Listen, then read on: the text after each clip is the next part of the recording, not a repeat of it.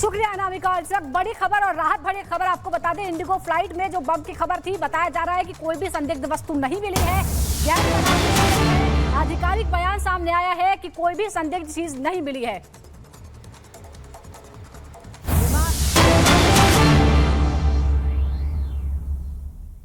ANI के तो दर्शकों की संख्या भांति भांति की है, तो उन सभी दर्शकों को नमस्कार। मोदी जी, अब लगभग आखिरी दौर आ गया है चुनाव का। क्या जो आपने लक्ष्य तय किया था 400 पार का, आपको लगता है कि वो पार हो रहा है? क्योंकि विपक्ष तो कन्विंस्ड है कि ऐसा नहीं हो रहा है। वो कह रहे हैं कि 220 240 होगा। आखिरी दौर शब्द प्रयोग किया आपने, मुझे उसमें बहुत सी चीजें नजर आ रही है। एक, हमारा एक नया दौर शुरू होगा, उसका उसके अंदर संकेत है। दूसरा, जो लोग बड़े सपने देख करके बड़े वादे कर रहे थे, उनके लिए भी आखिरी दौर है। तो चुनाव का आखिरी दौर ऐसा इतना नहीं, उनकी स्थितियों का भी आखिरी दौर है। प्रधानमंत्री जी, आरक्षण इतना बड़ा मुद्दा इस बार कैसे बन गया? आप तो माइक्रोचिप्स और मैन्युफैक्चरिंग इस पे बात हो रही थी, लेकिन आपको बार बार हम आरक्षण पे बात करते हुए क्यों देखना पड़ रहा है? मुझे नहीं करना पड़ रहा है, मुझे सचेत करना है मेरे SC, ST, OBC और अति पिछड़े भाई बहनों को,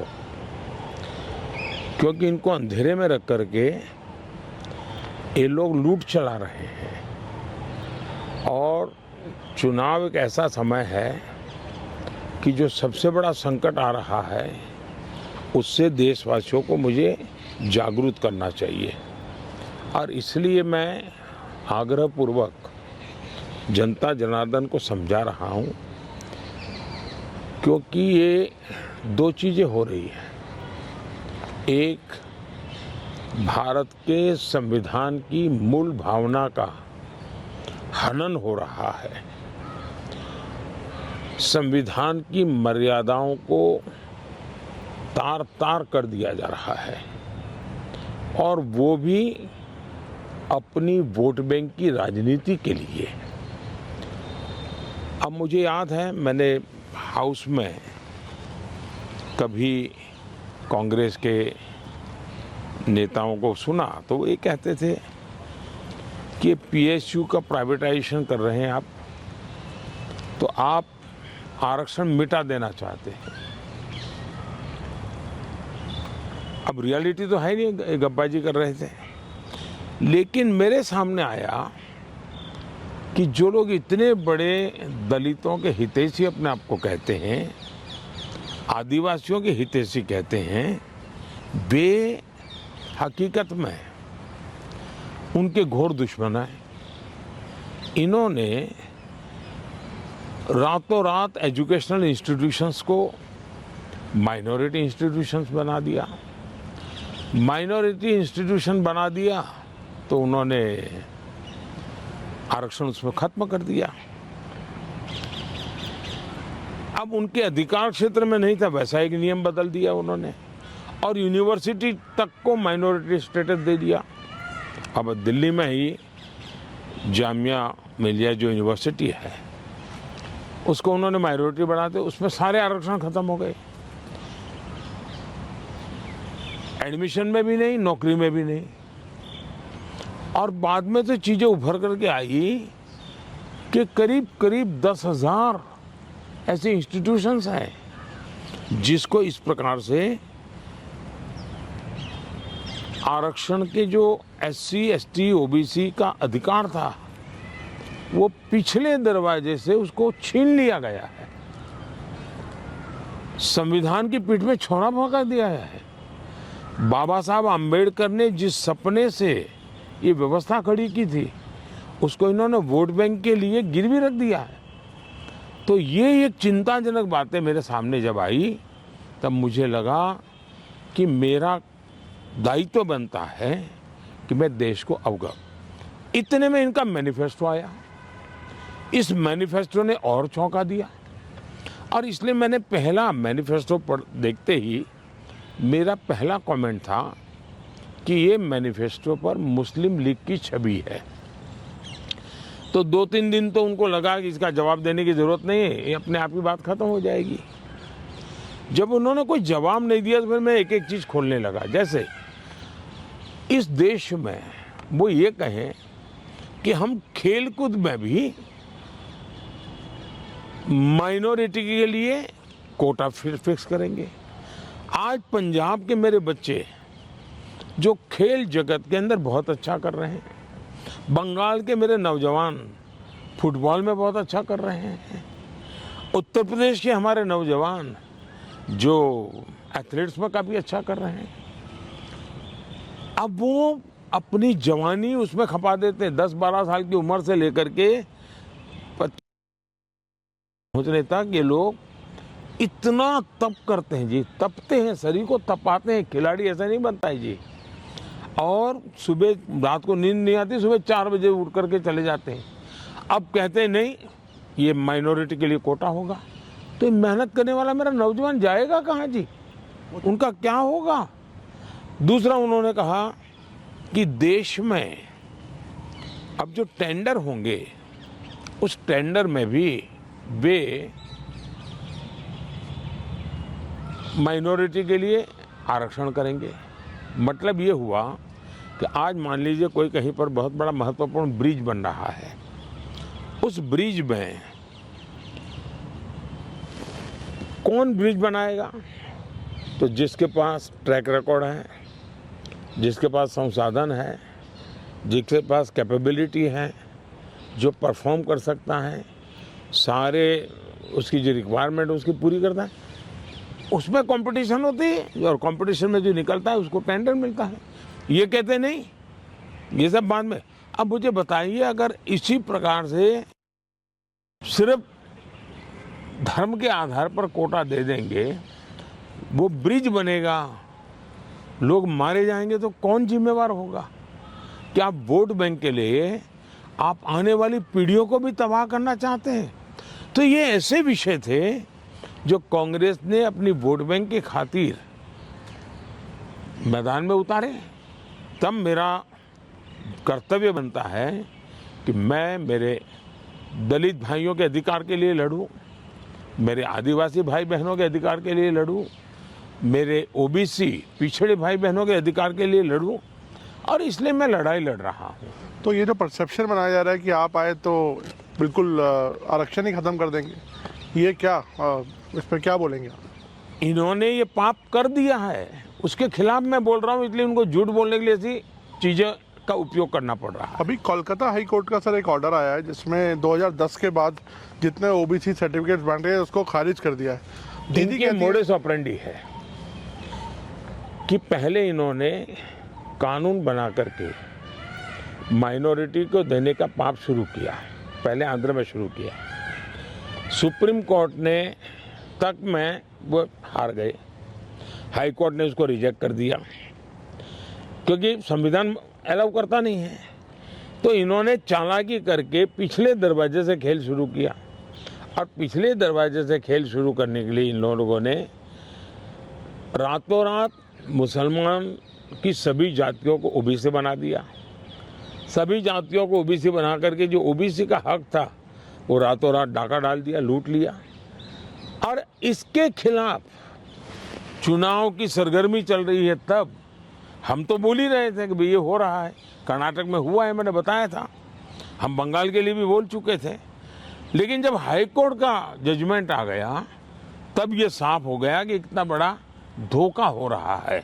लेकिन इससे भी दुर्भाग्य की बात है कि इतना बड़ा वोट बैंक की राजनीति करने के लिए वे अब इनको भी गाली दे रहे हैं, जुडिशरी को गाली दे रहे हैं, न्यायपालिका को गाली दे रहे हैं, और वो यहाँ तक कह रहे हैं कि कुछ भी हो जाए हम कोर्ट की बात मानने वाले नहीं हैं। ये जो स्थिति है वो किसी भी हालत में स्वीकार्य नहीं हो सकती है। सर केजरीवाल जी अभी जब जेल से बाहर आए तो उन्होंने कहा कि प्रधानमंत्री जी ही तय करते हैं कि कौन जेल जाएगा। वो कहते हैं सोरेन को और मुझे उनके इशारे पे जेल में डाला गया। अच्छा होगा ये लोग संविधान पढ़ ले, देश के कानून नियम पढ़ ले, मुझे किसी को कुछ कहने की जरूरत नहीं है। सर इस बार चुनाव में हम देख रहे हैं कि एक पर्सनल अटैक्स बहुत हो रहे हैं, लाइक आप पर भी कई बातें बोली गई हैं और आपकी तरफ से भी कुछ लोगों को कुछ बोला गया है, तो पर्सनल अटैक्स किस लिए इस बार आपको लगता नहीं ये शैली नहीं होनी चाहिए चुनावों में? जहाँ तक मोदी का सवाल है, मैं तो पिछले 24 साल से गालियाँ खा करके गाली प्रूफ हो गया हूँ। मौत का सौदागर किसने कहा था? गंदी नाली का कीड़ा किसने कहा था? और मेरे यहाँ तो पार्लियामेंट में एक दिन हमारे एक साथी ने हिसाब लगाया था, 101 गालियाँ गिनाई थी। तो चुनाव या चुनाव न हो, ये लोग मानते हैं कि गालियाँ देने का हक उनका ही है, और वे हताश निराश इतने हो चुके हैं कि गालियाँ देना, अपशब्द बोलना, ये उनके शायद जहन में है, उनके स्वभाव में हो गया है।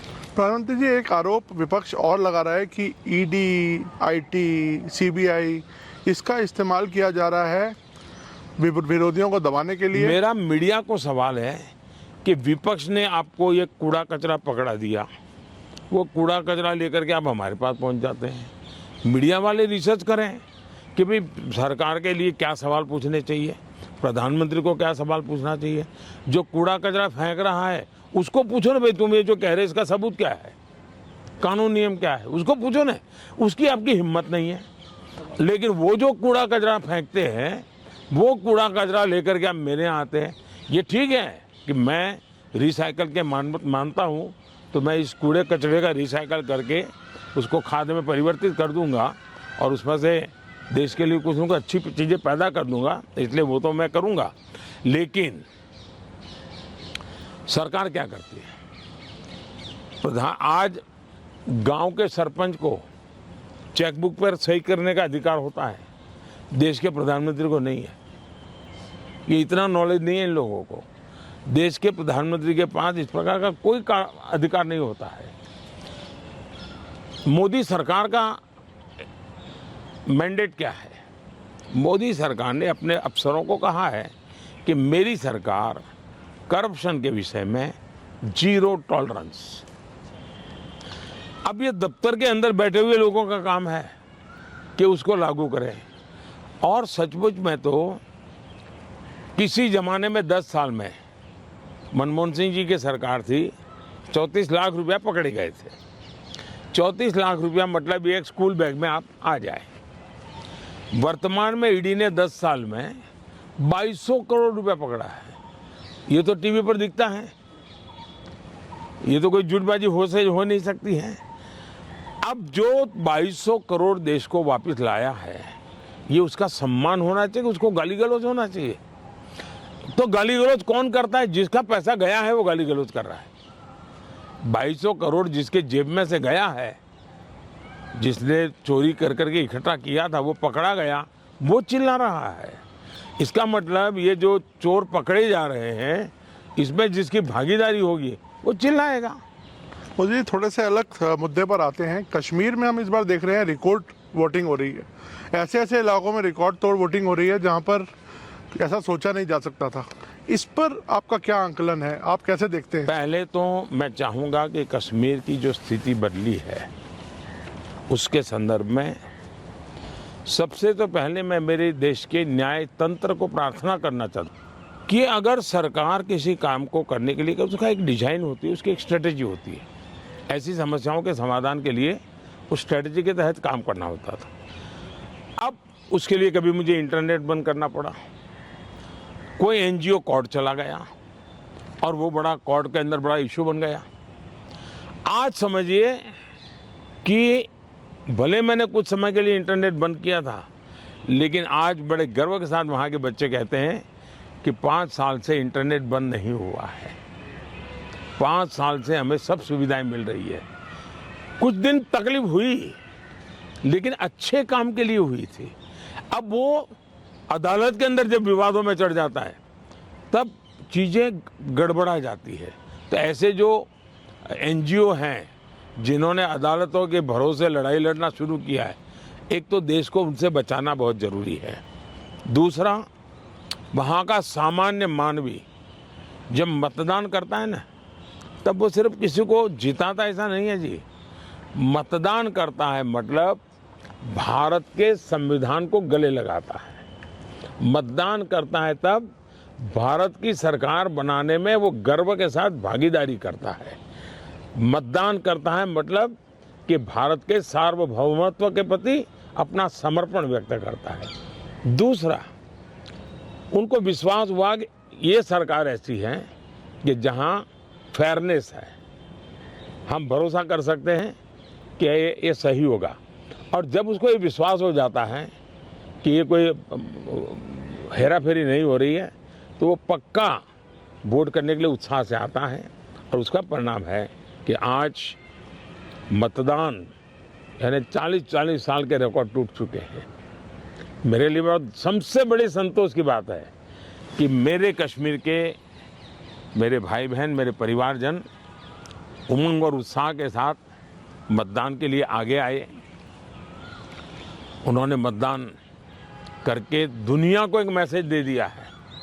जो लोग आशंकाएं करते थे उनको एक मैसेज दे दिया है। सर, ये क्या विंडिकेशन है 370 को जो आपने हटाया, इससे क्या लगता है कि आपका ये विंडिकेशन है कि जिस तरह से अब 370 ये सिर्फ एक 5-4 परिवारों का ही एजेंडा था जी। ये न कश्मीर की जनता का एजेंडा था, न देश के लोगों का एजेंडा था। ये अपने फायदे के लिए ये 370 की ऐसी एक दीवार बना के बैठे थे ताकि कोई झोंक न पाए। और कहते थे 370 हटेगी तो आग लग जाएगी, वो कहते थे 370 हटेगी तो कश्मीर चला जाएगा। आज ये सत्य हो गया कि 370 हटने के बाद ज़्यादा एकता की अनुभूति हो रही है, कश्मीर के लोगों का अपनापन ज़्यादा बढ़ रहा है। और इसलिए इसका सीधा परिणाम चुनावों में भी दिखाई देता है, टूरिज्म में दिखाई दे रहा है। G20 समिट वहाँ होती है, बड़े शान से कश्मीर ने उनका स्वागत किया पूरी दुनिया का। और इसलिए ये कैसे झूठी दीवारें खड़ी कर करके देश को टुकड़ों में देखा गया, इसका ये उदाहरण है और उसको मैंने ध्वस्त किया है। सर, वेल्थ क्रिएटर्स को लेके भी बातचीत, एक नैरेटिव आता है कि कभी राहुल गांधी जी बोलते हैं कि आप कुछ परिवार को आप बढ़ा रहे हैं, अभी आपने हाल में उनको बोला, तो क्या लगता है कि देश में जो वेल्थ क्रिएटर्स हैं उनको ही उन पर राजनीति होनी चाहिए? मैं फिर कहता हूँ, जो लोग ये कूड़ा कचरा फेंक रहे हैं उनको पूछो ये तुम कहाँ से लाए हो, उनसे बात करो भाई। आप उनसे तो कुछ पूछते नहीं हो। और इसलिए मैं समझता हूँ कि ये चर्चाएं उनके साथ करें तो ज़्यादा अच्छा होगा। सर, उड़ीसा में अभी चुनाव होने हैं अभी हाल में, उधर आपकी देखा जाए तो काफ़ी अच्छे संबंध थे नवीन पटनायक जी के साथ, उन्होंने कई मुद्दों पर आपको सपोर्ट किया। अब आप लोगों का अलायंस नहीं है और आपस में एक दूसरे से लड़ रहे हैं, किस तरह से आप देखते हैं? हिंदुस्तान के सभी राजनीतिक दलों के नेताओं के साथ हमारे संबंध अच्छे ही हैं और लोकतंत्र में हमारी दुश्मनी नहीं होती है, संबंध अच्छे होने ही चाहिए। अब सवाल ये है कि मैं मेरे संबंधों को संभालूं कि उड़ीसा के भाग्य की चिंता करूं। तब मैंने रास्ता चुना कि मैं उड़ीसा के उज्जवल भविष्य के लिए अपने आप को खपा दूंगा। उसके लिए मेरे संबंधों को मुझे अगर बलि चढ़ाना पड़ेगा तो मैं उड़ीसा की भलाई के लिए बलि चढ़ाऊंगा। और चुनाव के बाद मैं कन्विंस करूंगा हर एक को कि भाई मुझे किसी की दुश्मनी नहीं है, लेकिन 25 साल से उड़ीसा में प्रगति नहीं हो। और सबसे बड़ी चिंता ऐसी है कि कुछ एक ऐसी टोली है जिसने पूरे उड़ीसा की व्यवस्था को कब्जा कर लिया है। ऐसा लगता है पूरी व्यवस्था को बंधक बना दिया है। और जब इतना बंधक बना दिया है तो बहुत स्वाभाविक है कि उड़ीसा अगर उस बंधनों से बाहर आएगा तो उड़ीसा खिलेगा। उड़ीसा की अस्मिता का सवाल है। इतने प्राकृतिक संसाधन है उड़ीसा के पास, एक समृद्ध राज्य के गरीब लोग देख करके दुख होता है। हिंदुस्तान के समृद्ध राज्यों में उड़ीसा है, इतनी प्राकृतिक संपदा है, और हिंदुस्तान के गरीब लोगों के राज्य में भी उड़ीसा है। तो इसके लिए सरकार जिम्मेवार है और इसलिए उड़ीसा के लोगों को उनका हक मिलना चाहिए, उड़ीसा को उसकी अस्मिता मिलनी चाहिए। उड़ीसा का भाग्य बदलने वाला है, सरकार बदल रही है। मैंने कहा है कि उड़ीसा की वर्तमान सरकार की एक्सपायरी डेट 4 जून है और 10 जून को बीजेपी का मुख्यमंत्री उड़ीसा में शपथ लेगा। मोदी जी, बंगाल में भी ताबड़तोड़ एक टक्कर की लड़ाई चल रही है। आपके भी बहुत कैंपेनिंग वहाँ पे आपने की है और अभी आप शायद फिर जाने वाले हैं बंगाल। क्या लगता है आपके प्रोस्पेक्ट्स कैसे रहेंगे बंगाल में? एक तो मुझे लगता है कि एनआईए के जो फुट सोल्जर्स हैं, एक बार उनको वेरीफाई कर देना चाहिए कि वो कहाँ से रिपोर्टिंग आपको भेजते हैं। बंगाल के चुनाव में टीएमसी पार्टी अस्तित्व की लड़ाई लड़ रही है। आपने देखा होगा पिछले असेंबली के चुनाव में हम 3 थे, 3 में से बंगाल की जनता ने हमें 80 पर पहुंचा दिया। हमें लोकसभा के अंदर भारी बहुमत पिछले चुनाव में मिला था। इस बार पूरे हिंदुस्तान में द बेस्ट परफॉर्मिंग स्टेट कोई होगा तो पश्चिम बंगाल होने वाला है। भारतीय जनता पार्टी को सर्वाधिक सफलता पश्चिम बंगाल में मिल रही है और पश्चिम बंगाल का चुनाव एक तरफा है, जनता जनार्दन उसको लीड कर रही है और उसके कारण सरकार में बैठे हुए लोग, टीएमसी के लोग बौखलाए हुए हैं। लगातार हत्याएं हो रहे हैं, हमले हो रहे हैं, भाजपा कार्यकर्ताओं को चुनाव के पहले जेलों में बंद कर दिया जा रहा है। ये सारे जुल्मों के बावजूद भी मतदान भी जनता ज़्यादा कर रही है और वोट भी ज़्यादा हो रहा है।